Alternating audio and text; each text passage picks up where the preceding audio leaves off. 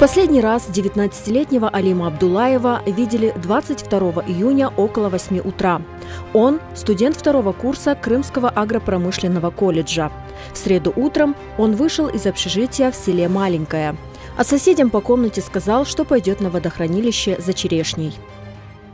Как нам стало известно, 22 числа он утром сказал ребятам по комнате, что идет на водохранилище, есть черешню. И все, и с этого момента с ним, получается, связь потеряна. Когда мы посмотрели видеосъемки, оказалось, что он был, получается, как одет. Шорты, футболка и тапочки. Документы, получается, остались в общежитии. Никто их не трогал. Нету только, получается, его пропал он и телефон. Связи нету с ним никакой. По геолокации определили, только местоположение показывает Маленькое.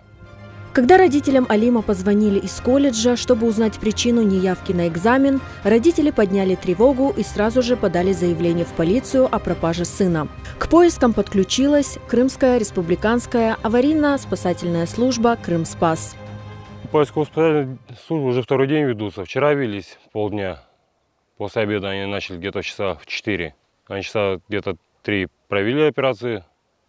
И сегодня вот с часов 12 ведется спасательной операции в поисках. Но пока без результатов. Купаться он не будет никак, потому что он плавать не умеет. Во-первых, он воды боится. Говорят, что пошел есть черешню, но черешня пустая. Даже если бы падала обувь, хотя бы плавала бы по поверхности ставка, тапочки даже эти. Не было ничего. Везде уже по магазинам просмотрели камеры, видеосъемки. Нигде не было его. Все говорят, не видели, не слышали.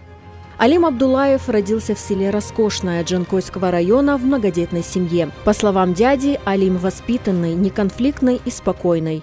Ни с кем не конфликтовал, толком не общался, он такой. Всегда на своей волне был он. Постоянно читал, он такой ходил. Не было у него, чтобы до кого-то цепляться или еще что-то. Безобидный, мухи не обидит, такой он.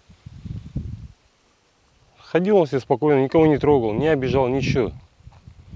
До этого он, второй год здесь учится он. До этого в Азовском медресе учился он. В Азовском медресе закончил.